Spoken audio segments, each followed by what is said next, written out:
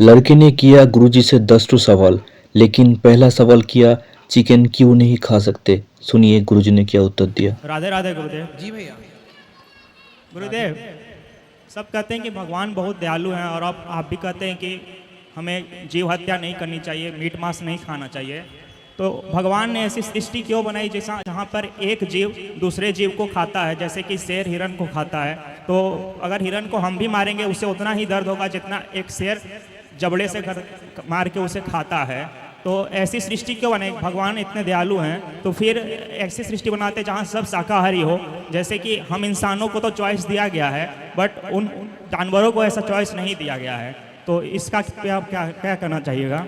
इसलिए वो जानवर हैं, हम इंसान हैं। हम इंसान हैं, हमें पता है कि दर्द क्या होता है, पीड़ा क्या होती है, दया क्या होती है। संत जी आइए, स्वामी जी आइए, इनको बैठने दीजिए। आइए बिरा जी, यहाँ बैठ जाओ। स्वामी आप लोग बैठिए, किससे तो चेयर दे दो एक, या हाँ यहीं आप बैठे रहो। मैं आप स्वामी जी बैठिए। राधे राधे बेटा। तो बेटा भगवान जो है परम दयालु हैं, और दयालु इतने हैं कि पूतना जहर पिलाने आई उन पर कृपा की।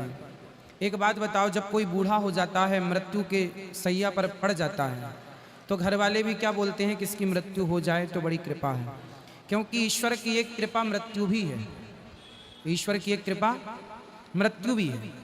तो जानवर जो है ना, वो अपना पेट, जैसे शेर अपना पेट भरने के लिए शिकार करता है, वो जानवर हैं, उनमें समझ नहीं है, हमारी और आपकी तरह अक्ल नहीं है।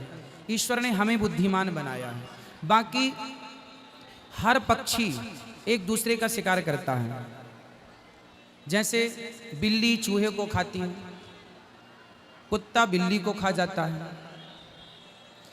बरसात में कीड़े उड़ते हैं, उन कीड़ों को पकड़ पकड़ कर चिड़िया खा जाती है। मतलब एक दूसरे के हत्या करके वो अपना भरण पोषण करते हैं, वो जानवर हैं। भगवान ने संसार विचित्र इसलिए बनाया है क्योंकि सारी सृष्टि में एक ही कलर के पुष्प होते तो इतनी सुंदरता ना होती जितनी सुंदरता आज है। अनेक प्रकार के पुष्प हैं, अनेक रंग, एक ही रंग होता, 7 रंगों की जरूरत ना थी, एक ही रंग होता। तो एक ही रंग पहन पहन के आप कितना परेशान हो जाते, इसलिए कलर है, अलग अलग रंग। उसी प्रकार यदि इंसान के अंदर दया है तो जानवरों के अंदर हिंसा भर दी। हिंसा ना होती जानवरों के अंदर तो दया का कोई अस्तित्व ही ना रहता। उनको हिंसा करते देखते हैं तब हमें यह समझ आती है कि नहीं, हमें दया करनी चाहिए। यदि रात ना होती तो दिन का कोई अर्थ ना होता। यदि हानि ना होती, समझो, यदि हानि ना होती तो लाभ का कोई अस्तित्व ना होता। समझो, यदि रात ना होती तो दिन की क्या कीमत होती? दिन की वैल्यू इसलिए है क्योंकि रात है। समझ रहे हैं आप? तो उसी प्रकार ईश्वर ने ये मेंटेन किया है। यदि माँ बनाई तो बाप बनाया, बहन बनाई तो भाई बनाया, पृथ्वी बनाई, पाताल बनाया तो आकाश बनाया। मतलब संतुलन, कि यदि दया बनाई तो हिंसा भी बनाई, यदि धर्म है तो अधर्म भी है। क्योंकि एक दूसरे के बिना जाना नहीं जा सकता। यदि कोई हत्या कर रहा है तो हम उसे देखकर जानते हैं कि अच्छा ये हमें नहीं करना, हमें उससे ज्ञान बढ़ता है हमारा। कसाई को आप देख लीजिए, यदि कसाई ना होता तो फिर हमारे अंदर दया की भावना कैसी होती? दया की परिभाषा क्या होती? तो परिभाषित करना था, इसलिए सृष्टि को इस तरह से बनाना पड़ा। हम जब कोई भी चीज पढ़ते हैं तो यदि प्लस है गणित में तो माइनस भी है। सोचो, प्लस ही प्लस होता, माइनस ना होता तो कैसे गणित होती? इसलिए ईश्वर ने एक व्यवस्था बना दी कि ईश्वर की छाती से, हृदय से धर्म पैदा हुआ तो पीठ से अधर्म पैदा हुआ। तो ये भगवान की सृष्टि है, विचित्र है। समझने के लिए बहुत सत्संग चाहिए। अभी कम शब्दों में इतना ही समझो। और एक प्रश्न था गुरुजी, आपने कथा के दौरान एक कथा बताई थी कि एक राजा की 5-6 पत्नी थी, और एक किसी से उसका बेटा हुआ था और 5 ने उन्हें जहर देकर मार दिया गया था, और फिर नारद जी के वजह से फिर जिंदा हुए थे। तो उन्होंने प्रश्न फिर किया, आप बोले कि उसे 5 पत्नियों ने इसलिए जहर दिया था क्योंकि उसने पिछले जन्म में जो भगवान को चढ़ाए था भोग, उसमें कुछ चींटियां मर गई थी इसी कारण। तो उसे तो पता नहीं था इस बात का। अगर हम गलती से, हमारे मन में अगर वो चीज़ ना हो, गलती से हमसे चींटी मर जाते, हमें पाप नहीं लगता है, तो फिर उसे उस चीज़ का पाप क्यों लगा? क्योंकि उसे तो पता नहीं था कि उसमें आग में उस चींटी जल रही है। तो इस बात का उसे पाप क्यों मिला? चित्रकेतु नाम के राजा थे।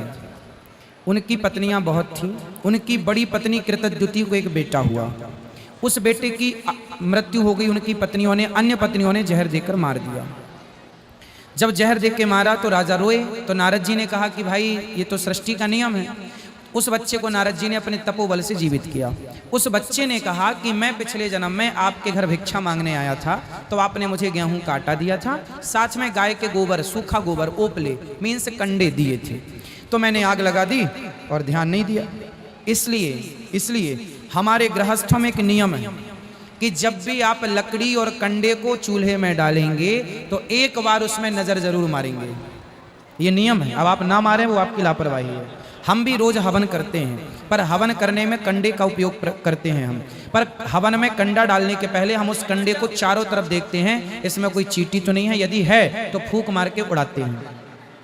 यज्ञ का विधान है, कोई भी यज्ञ कराओ आप, यज्ञ का विधान होता है तिली जवा जौ को पहले धुला जाता है, सुखाया जाता है, उसकी हत्या ना हो जीव की, और जिस लकड़ी और कंडे का प्रयोग होगा उसमें वो लकड़ी कंडे का निरीक्षण परीक्षण किया जाता है कि इसमें कोई जीव जंतु तो नहीं है। और पत्नियां भी जब रोटियां बनाती हैं, माँ भी जब रोटी बनाती है, तो नियम यही था आज के सैकड़ों साल पहले से कि आप जब भी चूल्हे में लकड़ी कंडे का प्रयोग ऐसे ही डायरेक्ट ना ठूस दें, ना जी, पहले एक बार नजर मारो उसमें चींटियां तो नहीं है, यदि हैं तो उसको बाहर रखो, चींटियां जल चली जाएं, धूप में रखो, चींटियां चली जाएं, फिर आप उसका प्रयोग करें। तो उन्होंने जो कंडे का प्रयोग किया, उन्होंने देखा क्यों नहीं? अब देखा नहीं तो पाप आपको लगेगा। थोड़ा सा हाँ बोलो बेटा, अच्छा है। तो समझ में आ रही है बातें आपको? उसने ध्यान नहीं दिया, इसलिए उसे इस चीज का पाप। वो पाप लगा। और गुरुजी था कि एक प्रश्न था, जैसे कोई व्यक्ति बहुत पुण्य किया हुआ है, ठीक है ना, और एक व्यक्ति दरिद्र को देखता है और वो समझ रहा है कि इसने कुछ पाप किया होगा पिछले जन्म में, इसलिए इससे आज दरिद्र वाली स्थिति है, और उसे पता है कि मैंने बहुत अच्छा पुण्य किया है। अगर वो भगवान से ये प्रार्थना करता है कि मेरा पुण्य उस दरिद्र को दे दिया जाए, तो क्या उस व्यक्ति का पुण्य समाप्त हो जाएगा? नहीं, पुण्य देने से, पुण्य देने के बाद क्या होगा? पुण्य देने का दान करने का भी तो फल मिलता है। तो कोई भी चीज देने से घटती कभी नहीं है, वो देने से हमेशा बढ़ती है। इसलिए पुण्य देने से भी पुण्य बढ़ते ही। जैसे उसका पुण्य आप जैसे कहते हैं 1000 ग्राम 100 ग्राम जितना भी है, तो वो अगर उस भगवान से बोलता है उसका पुण्य उसे दे दीजिए, तो उसका पुण्य और बढ़ जाएगा? नहीं, आपका पुण्य तो बढ़ जाएगा क्योंकि आपने दयावश अपना पुण्य सामने वाले को समर्पित कर दिया। हाँ, पर जरूरी नहीं है कि आपका पुण्य सामने वाला एक्सेप्ट कर ही ले। उस वो भगवान के ऊपर है कि उससे वो मिल, लेकिन जो बाकी आपके भाव से आपका पुण्य डबल हो गया, डबल हो जाएगा। और एक था कि शराब पीने से क्या पाप में बढ़ोतरी होती है? 5 प्रकार के महापाप होते हैं। सामान्य पाप तो पाप ही है, हमने चींटी को मार दिया पाप है, हमने किसी जीव को मार दिया पाप है, पर ये पाप है। 5 प्रकार के महापाप होते हैं। उन 5 प्रकार के महापापों में एक महापाप है शराब पीना। शराब पीना महापाप कहा गया है। तो शराब का स्पर्श भी वर्जित बताया गया है, क्योंकि ये मस्तिष्क पर प्रभाव डालती है शराब। तो पीने वाला शून्य हो जाता है, वो फिर सारे गलत काम करता है। इसलिए ऋषि मुनियों ने सिर्फ महापाप की श्रेणी में रखा है कि आप इससे बचें और अपनी बुद्धि का संतुलन ना बिगाड़ें। अच्छा, जैसे कोई व्यक्ति अगर दिन भर अच्छे कामों में व्यस्त है, प्रभु की सब प्रार्थना कर रहा है, और रात में आके उसने अगर एक बार शराब पी ली, फिर सो गया आराम से, तो उसने किसी को परेशान नहीं किया, ना इसमें कोई जीव हत्या हुई, तो उसके फिर भी पाप में बढ़ोतरी हो जाएगी। जो अच्छा होगा वो सोने के लिए भगवान का स्मरण का सहारा लेगा, शराब का सहारा ही नहीं लेगा।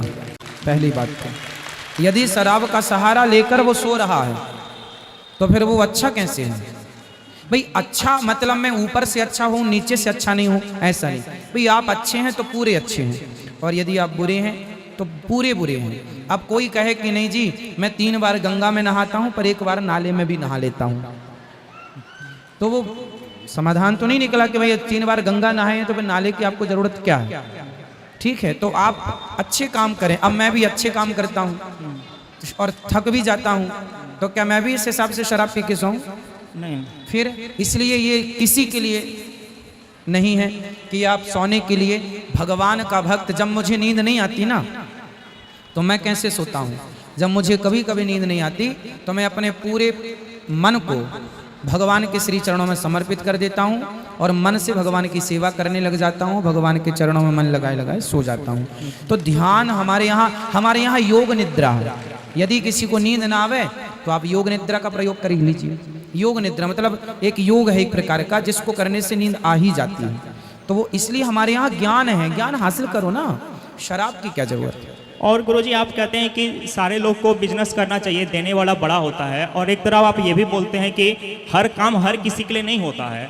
10वीं के बाद भी किसी को साइंस चाहिए, कोई कॉमर्स लेता है, कोई आर्ट्स लेता है, अपनी अपनी रुचि के अनुसार चला जाता है। और अगर मैं अपने आप को समझता हूँ कि मैं बिजनेस के लिए नहीं बना हूँ, मैं नौकरी करूँगा, तो फिर आप बोलते हैं कि देने वाला बड़ा होता है। तो गुरुजी ये बात थोड़ा अच्छा नहीं लगता सुनने में, क्योंकि मुझे उस चीज़ में नहीं रुचि है, तो मैं उसी चीज़ की ओर भागूंगा जहाँ मुझे रुचि है। और एक तरह से देखा जाए तो कहीं ना कहीं हम सब किसी ना किसी के दास हैं ही। अगर सरकार है तो हम जनता की दास हुई, और कोई अगर बिजनेस कर रहा है तो वह अपने ग्राहक का दास हुआ। अगर देखा जाए तो सब किसी ना किसी रूप में दास हैं ही। और आप जब ये कहते हैं कि देने वाला बड़ा होता है, बात सही है आपकी, लेकिन एक रुचि भी होती है। तो इस पे थोड़ा सा सुन के अच्छा नहीं लगता है, क्योंकि मैं अपने आप को नहीं समझता मैं बिजनेस कर पाऊंगा। मुझे लगता है मैं नौकरी में अच्छा कर पाऊंगा और उसी को आगे करूँगा। नौकरी में आप कितना भी अच्छा कर लो, सारी जिंदगी रहोगे तो नौकर ही। तो गुरुजी इससे तो इनडायरेक्टली सब किसी ना किसी के दास ही हैं एक तरह से देखा जाए तो। दास तो हैं। राम एक देवता पुजारी सारी दुनिया, दाता एक राम भिखारी सारी दुनिया। भिखारी तो सब हैं पर राम के हैं। भिखारी बनो, बुराई नहीं है, पर राम के भिखारी तो हम ऑलरेडी हैं, तो बनो ना भिखारी, पर भगवान के बनो। आपका कहना ठीक है, नौकरी करना है, कितनी साल भर कर लो, 2 साल कर लो, 2 साल में नौकरी का अनुभव हासिल कर लो। अनुभव हासिल करने के बाद सारी जिंदगी क्यों किसी के नीचे रहना, अपना विवेक लगाओ। आपकी तरह सारे लोग सोच लें कि नौकरी करना है तो फिर टाटा बिरला भी किसी की नौकरी ही कर रहे होते। नहीं गुरुजी, जैसे 100 लोग हुए, हो सकता है 60 बिजनेस की ओर जाए, 40 नौकरी की ओर जाए। फिर तो देखो, फिर तो लोग जाएंगे ही। हम पहले से अपने दिमाग को ये सेट कर लेंगे कि हमें नौकर बनना है, तो आप जब तक सोचेंगे नहीं तो मालिक कैसे बनेंगे। एक बात बताओ, पहले घर बनाने के पहले घर बनता है या घर की प्लानिंग होती है? पहले प्लानिंग होती है। प्लानिंग होती है। तो जैसे प्लानिंग होती है, यहाँ कमरा आएगा, यहाँ टॉयलेट आएगी, यहाँ किचन आएगी, यहाँ ये आएगा, वो आएगा, तो प्लानिंग पहले होती है, बाद में उसकी चिनाई, उसकी ढलाई, उसका काम होता है। पहले क्या होती है? प्लानिंग। जैसी प्लानिंग होगी वैसे ना नक्शे पे काम होगा। बात सही है? तो आपने अपने दिमाग को एक प्लान तो बनाओ पहले। जब प्लान ही नहीं है आपके पास तो आप ठीक कह रहे हैं कि हम नौकरी ही करेंगे, क्योंकि आपके पास प्लान नहीं है। यदि आप अपने दिमाग में एक प्लान सेट कर लें अपने लिए कि नहीं जी, हम 4 लोगों को नौकरी दे भी तो सकते हैं, और आपने कॉमर्स, आर्ट इत्यादि विषय का नाम लिया, ठीक है, क्या आर्ट लोगों के पास ऐसा नहीं है कि वो उससे रोजगार दे सकें? क्या कॉमर्स पढ़ने वाला क्या लोगों को आगे चल के उनकी ग्रोथ नहीं करा सकता? क्या सेल्फ डिपेंड नहीं हो सकता? हो सकता है। फिर क्या किसानी करने वाला किसान क्या 10 मजदूर परमानेंट नहीं रख सकता? यदि प्रॉपर प्लानिंग से काम करें तो उसके यहाँ 10-20 लोग रोज काम करने आएंगे। बस प्लानिंग चाहिए। तो बेटा आप एक प्लानिंग तैयार करो अपने लिए, है ना। आप यदि नौकरी में खुश हैं तो नौकरी कर लीजिए, हम मना तो नहीं करेंगे, किसी का हाथ पकड़ने भी नहीं जाते, लेकिन हमारे को जो सही लगता है कि आप नौकर, चलो साल भर नौकरी करो, 2 साल करो, करना भी चाहिए, क्योंकि उससे हमें अनुभव होता है। नौकरी साल 2 साल तक सही है, 3 साल सही है, 4 साल सही है, सारी जिंदगी के लिए आप नौकर रहें किसी के। कोई बाप कभी नहीं चाहेगा कि मेरा बेटा हमेशा नौकर रहे। हर माँ बाप चाहते हैं कि मेरा बेटा भी मालिक बने। तो बस मैं आपकी भलाई चाहता हूँ कि आप मालिक बने, ना कि नौकर। उसके लिए आपके प्लानिंग होनी चाहिए, पहले से दिमाग में सेट करो। और गुरुजी जैसे बहुत औरतें सब जो वैश्यावृत्ति में होती हैं, अपना चरित्र पहले ही उसका खत्म हो गया रहता है, और मरने के बाद वो सब सारा कोई नर्क को ही प्राप्त होता है, उसमें से कोई स्वर्ग भी जाता है। कैसा? एक बार और बोलो उसको। जितनी कोई औरत सब जो वैश्यावृत्ति में रहती हैं, ठीक है, वो तो अपना चरित्र पहले ही खत्म कर चुके हैं। हाँ। तो उन सबको मरने के बाद सबको नर्क की प्राप्ति होती है, या उसमें से कोई स्वर्ग भी जाता है? और अगर स्वर्ग जाता है तो फिर क्या उसके मतलब उस जाने के पीछे क्या है? यदि कोई वैश्या है, सारी जिंदगी उसने वैश्यावृत्ति की, और यदि आखिरी में उसका चित्त शुद्ध हो गया और उसने भगवान के चरणों में अपने आप को समर्पित कर दिया। पिंगला नाम की वैश्या की कथा इसमें आती है कि उसने सारी जिंदगी वैश्यावृत्ति की, लेकिन आखिरी समय उसने अपने आप को आशा ही परमम दुखम नहीं रास्यम परमम सुखम ये सूत्र दे दिया। उसने एक घंटा लटका रखा था बाहर और बड़ी सुंदर थी। उसने कहा जो ज़्यादा घंटा बजाएगा वो मेरा बड़ा कस्टमर होगा, बड़ा ग्राहक होगा। तो एक संत जी वहाँ से चले गए, दत्तात्रेय जी उनका नाम था। तो उन्होंने तो संत आदमी लगा, सवेरा हो गया, घंटा टन टन टन टन टन इतने बजाए वो गिन नहीं पाई। वो बड़ी सज धज के खड़ी है कि आप कोई पुरुष आएगा, क्योंकि ज़्यादा घंटा बजाया मतलब ज़्यादा रुपया देगा। बेचारी सवेरे से शाम और शाम से रात और रात से फिर सुबह के 4 बजने के वाले थे, कोई नहीं आया। उसके अंदर गिलानी हुई कि जितना इंतजार मैंने एक पुरुष का किया, इतना इंतजार भगवान का करता तो नहीं पार हो जाती। बस इतनी सी बात में उसको वैराग्य हो गया और उसने अपने आप को भगवत चरणों में समर्पित किया और आज उसका वेद पुराणों में नाम है। देवघर से आया हूं मैं, थोड़ा सा प्रश्न मेरे तो है। जीवन में यदि कोई आत्मसमर्पण आखिरी समय भी कर ले, मरने के 4 मिनट पहले, कि हे प्रभु मैं आपकी हूं, इतना भी कह ले और समर्पण भाव रख ले, तो भगवान उसका भी उद्धार कर देते हैं। इतने दयालु हैं भगवान। गुरुजी 2-3 प्रश्न है, अगर आज्ञा देते हो। हाँ हाँ कर लो, अच्छे सवाल हैं आपके। ये भगवान शिवलिंग की जो हम लोग पूजा करते हैं, शिव जी की लिंग की, इसके पीछे की क्या कहानी है? बेटा जो लिंग होता है, लिंग शरीर होता है, संपूर्ण शरीर। लिंग मतलब किसी एक शरीर के पार्ट को नहीं बोलते, लिंग शरीर होता। लिंग शरीर संस्कृत का शब्द है, ये पूरे शरीर को लिंग शरीर। हमारा शरीर जो है लिंग शरीर है ना। 3 लिंग होते हैं जैसा कि हम लोग सब जानते हैं, स्त्रीलिंग, पुरलिंग और नपुंसक लिंग। अब बताइए इस लिंग में पूरा संपूर्ण शरीर आ गया कि नहीं? भाई हम लोग कहते हैं ये स्त्रीलिंग है, ये स्त्री है, ये पुरलिंग है, ये पुरुष है। तो पूरे शरीर को ना लिंग कहा जाता है, एक लिंग शरीर होता है, इसे लिंग शरीर कहते हैं। तो जो शिव जी का शिवलिंग है वो ना कि एक, जिसे आजकल लोग अवधारणा मानते हैं कि ये शिवलिंग है, मतलब एक शरीर के एक पार्ट से जोड़कर देखते हैं कि ये शरीर का एक हिस्सा है। ना जी, वो एक हिस्सा नहीं है, बल्कि भगवान शिव का संपूर्ण तलवे से लेकर मस्तक तक है वो शिवलिंग, पूरा स्वरूप है वो शिवलिंग।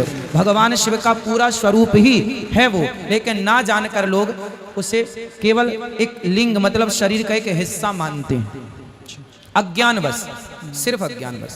और गुरुजी जैसे किसी के अंदर भगवान को प्राप्त करने की बहुत इच्छा जागृत हो और उसे मतलब इस संसार में मन ना लगता हो और वो अपने माता पिता को अगर छोड़ देता है और भगवान की प्राप्ति के लिए कहीं चला जाता है, तो क्या ये धर्म कहता है?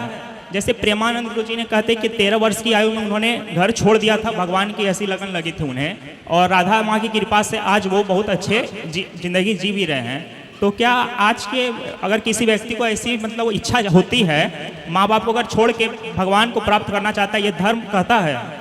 नहीं, हमारे यहाँ माँ बाप से आज्ञा ली जाती है। यदि आपको भगवत प्राप्ति के लिए जाना है तो आपको माता पिता से आज्ञा लेनी होती है। यदि आपका विवाह हो गया है तो फिर पत्नी से आज्ञा लेनी होती है। यदि पत्नी आज्ञा दे दे, यदि माँ, आद्य शंकराचार्य जी 13 वर्ष की उम्र, 13 नहीं और कम, 13 उन्होंने बोला था। नहीं, मैं आद्य शंकराचार्य जी की बात कर। एक आद्य शंकराचार्य जी थे, वो लगभग 9 वर्ष की आयु में उन्होंने अपनी माँ से कहा, माँ मुझे संन्यास लेना। लगभग 9 वर्ष की आयु में आद्य शंकराचार्य जी, तो उन्होंने कहा माँ मुझे संन्यास लेना है, आज्ञा दो। माँ ने कहा मैं तुझे आज्ञा नहीं देती। तो एक दिन वो नदी में नहा रहे थे तो उनका पाँव मगर ने पकड़ लिया और माँ से चिल्लाए, माँ माँ देखो मुझे मगर ने पकड़ लिया, यदि तू मुझे सन्यास की आज्ञा दे देगी ना तो ये मगर छोड़ देगा, नहीं देगी तो मार डालेगा मुझे। तब माँ क्या करती, भाई जिंदा रहे, जा मैं तुझे सन्यास की आज्ञा देती हूँ। और मगर ने छोड़ दिया। वो शंकराचार्य जी वो शंकराचार्य बने जिन्होंने 4 मठों की स्थापना की, आद्य शंकराचार्य के नाम से जिन्हें जाना जाता है। तो हमारे यहाँ इस स्थिति में यदि आप गृहस्थ में रह के भगवत चिंतन करते हैं, भगवत प्यार करते हैं तो गलत नहीं है। हम भी तो गृहस्थ में रह के सेवा कर रहे हैं, राम जी भी स्वयं गृहस्थ में थे, तो भगवान भी गृहस्थ में रहे। आप छोड़ सकें, आपको पलट कर देखो, छोड़ने के अर्थ 2 हैं। नहीं तो जैसे प्रेमानंद ने कहा था कि 13 वर्ष की आयु में मैंने घर छोड़ दिया था और उन्होंने अपने माता पिता का त्याग कर दिया था, फिर गए भी नहीं, और फिर भी राधा माँ की कृपा से उनमें ऐसा लगा कि आज वो बहुत सर्वोच्च स्थान पर बैठे हुए हैं। तो उन्होंने तो आज्ञा नहीं ली थी जहाँ तक मैंने सुना है, तो वो गलत थे क्या? नहीं, सही गलत का निर्णय हम नहीं करते, सही गलत का निर्णय नहीं, शास्त्र सही गलत का निर्णय करते हैं। शास्त्र कहते हैं यदि संन्यास लेना है तो आपको आज्ञा लेनी पड़ेगी। यदि आप संन्यास नहीं लेना चाहते तो मेरा पर्सनल मानना है कि आप अपने माँ बाप की सेवा कर लो, और माँ बाप की सेवा करते हुए आप, अब पुंडलीक नाम के एक भक्त थे, उन्होंने अपने माँ बाप की ही सेवा की और इतनी सेवा की कि माँ बाप ने कहाँ बच्चे छोड़े। भगवान से इतना प्रेम था कि स्वयं राम चरण धुलाने के लिए उनकी कुटिया पर चले गए। छोड़ना है तो आप देखो, एक बात बताओ, काम क्रोध लोभ मोह, क्या ये चीजें हम जंगल में ही छोड़ सकते हैं? क्या अपने घर में नहीं छोड़ सकते? छोड़ सकते हैं। यदि छोड़ सकते हैं तो हम इनको घर पे रहकर छोड़ दें। और जो इन बुराइयों को घर पे छोड़ देता है उसके लिए क्या जंगल और क्या घर सब एक। त्याग ही तो करना है ना आपको, तो त्याग ही करना है। तो मैं इस चार दीवारों को त्याग करके जंगल चला जाऊं और फिर मैं कहूं नहीं जी मैंने तो सब छोड़ दिया, तो छोड़ना ही है। तो आप कहीं भी रहकर कहीं से भी किसी भी चीज को, जब मृत्यु आती है और शरीर छोड़ने का समय होता है, तो वो कहीं जंगल में हो तो भी छोड़ना पड़ेगा, चार दीवारी में है तो भी छोड़ना पड़ेगा। इसलिए माँ बाप की सेवा पहला धर्म है। यदि माँ बाप की सेवा के लिए कोई अन्य भाई आपके अवेलेबल हैं, उपस्थित हैं, उपलब्ध हैं, तब आप उनके भरोसे सब छोड़ के आप भगवान का चिंतन करने जा सकते हैं, इसमें भी कोई आपत्ति नहीं। और गुरुजी जैसे कोई गलत धन मैं किसी प्रकार से किसी व्यक्ति से ले लेता हूँ, गलत धन गलत प्रकार से कमाई करता हूँ और वो मैं मतलब अच्छे कार्य में लगाता हूँ, तो उसका पुण्य किसे मिलेगा? पहली बात तो बुरा कर्म करके बुरे तरीके से धन कमा के यदि आप उसका धर्म करते हैं तो वो धर्म नहीं है। हाँ, धर्म नहीं है, लेकिन तो उसके खाते में जाएगा जिसके घर मैंने चोरी की, या फिर वो पुण्य तो उसी के खाते में जाना है जिसका वो धन था। लेकिन आपको पाप इस बात का लगेगा कि आपने लूटा है, आपने बेईमानी की है, अच्छा, है ना। अब बेईमानी, अब मैं आपके जेब से पैसे निकाल लूँ 100 रुपए और 100 रुपए निकाल के 90 रुपए दान कर दूं और 10 रुपए रख लूं और मैं सोचूं अब ये 10 रुपए शुद्ध हो गए, नहीं। इसलिए हमारे शास्त्र कहते हैं धर्म करो, दान पुण्य करो, तो अपने पसीने की कमाई से धर्म करो। बेईमानी के धन को आप दान में ना लगाना, धन वही दान में लगाओ, भले 1 रुपए लगाओ, पर जो आपकी मेहनत पसीने का पैसा है वो धर्म में लगाओगे तो वो 1 रुपए करोड़ों का पुण्य लेके आएगा आपके पास। इसलिए ईमानदारी से खाओ, ईमानदारी से कमाओ, ईमानदारी से चलो। और जैसे गुरुजी, जैसे कोई व्यक्ति अगर किसी औरत को मतलब काम की दृष्टि से देखता है पर कोई क्रिया अगर नहीं हुई तो फिर भी उसका पाप उसे लगेगा क्या? मानस पुण्य हो या नहीं पापा, ये कलयुग है।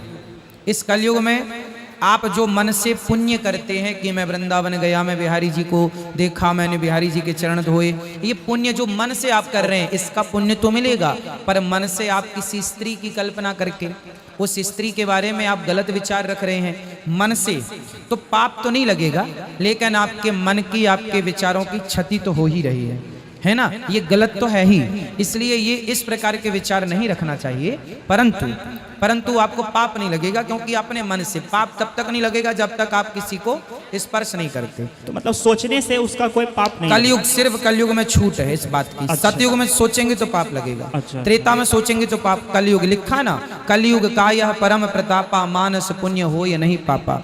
मन से किया गया पुण्य तो फल देता है, पर मन से किए गए पाप का फल हमें नहीं लगता। और प्रभु जैसे कोई एक बच्चा अगर कोई अच्छे परिवार में जन्म लेता है उसके अच्छे कर्मों के अनुसार, और वो छोटी सी उम्र ही भगवान के प्रति उसका बहुत रुझान है और वो अपने कर्म को छोड़ देता है और भगवान की प्राप्ति में ही लग जाता है, लेकिन परिवार में रह के लगता है, वो अपने कर्म नहीं करता है और उसे खाने की समस्या भी नहीं, क्योंकि वो एक अच्छे परिवार में जन्म लिया है, वो बिना कर्म किए और भगवान की प्राप्ति में लग जाता है, तो क्या ये सही है? क्योंकि उसने कोई कर्म नहीं किया, हाँ भगवान की प्राप्ति में लगा लेकिन कर्म नहीं हुआ। जो आज हम इंसान लोग जो भी बिजनेस करते हैं या पढ़ाई लिखाई करके कर्म करते हैं, अगर वो कर्म ना करे, क्योंकि वो अच्छे परिवार में जन्म हुआ था तो उसे उसका फल मिला, और इस जन्म में भी वो वही कर रहा है, कर्म नहीं कर रहा है, परिवार का अच्छा दिया है, सब खाना पीना उसे मिल रहा है, तो वो सार्थक रहेगा वो पूजा, वो धर्म जो वो कर रहा है भगवान के प्रति। हाँ, भगवान की भक्ति तो किसी भी प्रकार से कोई जाने में करे, भाव कुभाव अनख आलस हूँ, नाम जपत मंगल दिशि दसहूँ। कोई जाने अनजाने धोखे से भी भगवान का एक नाम ले ले तो वह नाम ही कल्याण करने वाला है। तो कोई कैसे भी ले, आप कुछ कर्म नहीं करते, आप कुछ नहीं, बैठे बैठे राम राम ही जप रहे हैं आप, तो वो फल तो मिलना ही है ना आपको। नहीं, जैसे कहते हैं कि कर्म करते रहना चाहिए, उसके साथ भगवान का भी कर्म करना इसलिए कहा गया है क्योंकि सोचो कि आज हम सारे लोग कर्म करना छोड़ दें तो पूरी प्रकृति डगमगा जाएगी, अर्थव्यवस्था खत्म हो जाएगी, लोग भूखों पे। आप कोई किसानी ना करे, सारे किसान कहे नहीं जी राम राम जपेंगे, काम ना करेंगे, हम सब भूखे मर जाएंगे। तो काम करो बेटा, गेहूं लगाओ, धान लगाओ, सिंचाई तराई सब करो, पर कर्म करते हुए भगवान का स्मरण बनाए रखो। ऐसे जैसे एक दो यदि- एक्सेप्शन अगर हो जाते हैं तो उसका सार्थक होता है वो पूजा पाठ वो भक्ति हाँ, करना। अब कोई ना करे कर्म तो भगवान में ही लग गया, क्योंकि भगवान का चिंतन करना भी तो कर्म ही है, वो भी तो कर्म ही हो रहा है। हाँ वो कर्म है, लेकिन वो कर्म नहीं है जो हम कलयुग में जो कर्म। कोई बात नहीं, आपके सारे कर्म सब व्यर्थ हैं, आखिरी में समर्पण वाला कर्म ही सबसे श्रेष्ठ है। सर्वधर्मान परित्यज्य मामेकम शरणं व्रज अहम त्वा सर्व पापेभ्यो मोक्षयिष्यामि मा शुचा। ईश्वर के चरणों में आत्मसमर्पण अंत में यही सबसे बड़ा कर्म है। और अगर और एक प्रश्न लास्ट है गुरु जी, कि अगर कोई व्यक्ति का पिछले जन्म का कुछ पाप गलत कर्म करता है और भगवान जी अगर मुझे प्रारब्ध बनाते हैं उसका कुछ अहित होने के लिए, उसका अहित हुआ क्योंकि उसने पिछले जन्म में कुछ बुरे कर्म किए होंगे और मेरे द्वारा उसको अहित मिलता है, उसका बुरा होता है, तो उस चीज़ का मुझे पाप लगेगा क्या? आपने किसी का अहित किया? हाँ, क्योंकि उस व्यक्ति के पिछले जन्म के ऐसे पाप थे कि जो इस जन्म में उसे मिले और प्रारब्ध भगवान जी ने मुझे बनाया, अगर मैं उसका अहित करता हूँ तो मुझे उसका पाप लगेगा क्या? वो निर्णय तो भगवान करेंगे कि किसका क्या प्रारब्ध है। आप तो गलत करेंगे तो आपको पाप लगेगा।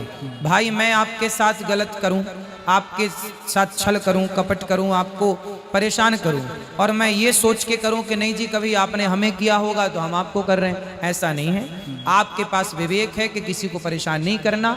अब आप करेंगे तो पाप आपको लगेगा। अब वो किस जन्म का हिसाब चुक रहा है, ये चाबी भगवान के पास है। अच्छा गुरु जी, एक था और बात कि जैसे कि मतलब सब कहते हैं सब लिखा के आया है ऊपर से, और आप कहते हैं कि हम में विवेक है, इंसान में विवेक है, तो अपनी विवेक बुद्धि का इस्तेमाल करे। भगवान ने उसे इसलिए विवेक बुद्धि दिया है ताकि इस्तेमाल करके अच्छे कर्म करे।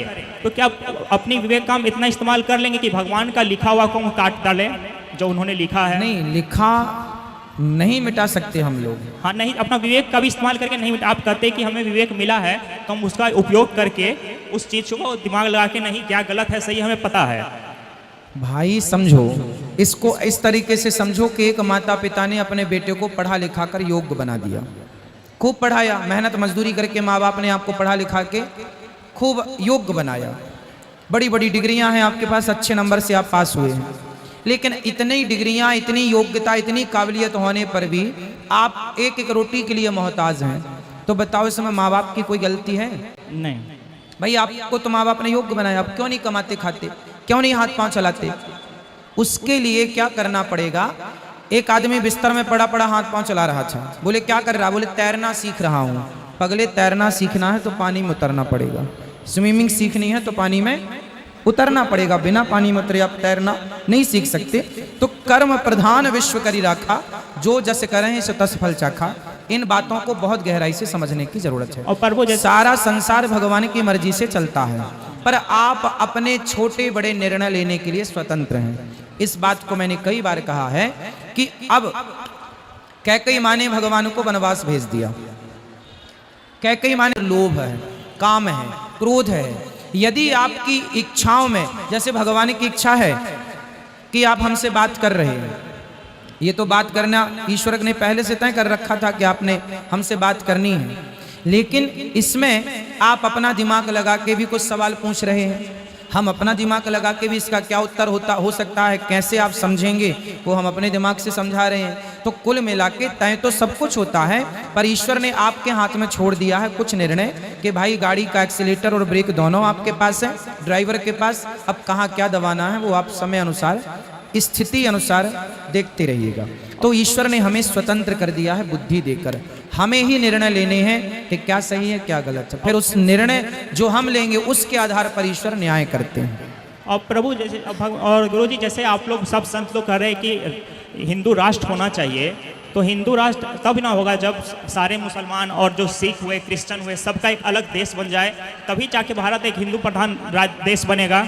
ना बेटा, आपका घर आपका ही घर है, लेकिन आपके घर में 4 अतिथि आ जाएं तो क्या आप उन्हें खाने को रोटी और रहने को घर में जगह नहीं देंगे? हाँ, तो हिंदू राष्ट्र कैसे तो बनेगा? हिंदू राष्ट्र जब बनेगा, तो हिंदू राष्ट्र जब बनेगा, बाकी जितने लोग हैं सबका आदर है, सबका सम्मान है। और सुनो, ईसाई जो हमारे देश में सिख हैं, सिख और हिंदू ये दो नहीं है, एक ही।